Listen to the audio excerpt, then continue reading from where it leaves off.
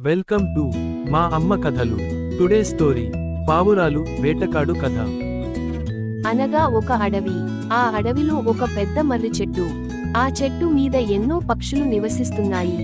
వాటి యందు ఒక కాకి కూడా ఉంది. దాని పేరు లఘుపతనకము. ఒకనాడు తెల్లవారుజామున ఒక వేటగాడు అడవిలో నూకలు చల్లి వానిపై వలపన్ని కొంత దూరంలో దాగి ఉన్నాడు. తెల్లవారుచుండగా కొన్ని పావురములు ఆకాశమార్గాన ఎగురుచూ భూమిపై నూకలు చూచాయి. వెంటనే క్రిందకి దిగి తిందామని ఆశపడగా పావురముల రాజు చిత్రగ్రీవుడు, వద్దు, తొందర పడవద్దు, మనుషులే లేని ఈ అడవిలోనికి నూకలు ఎలా వచ్చినవి? ఇందులో ఏదో మోసముంది, కనుక మనము ఈ నూకలకు ఆశపడరాదు.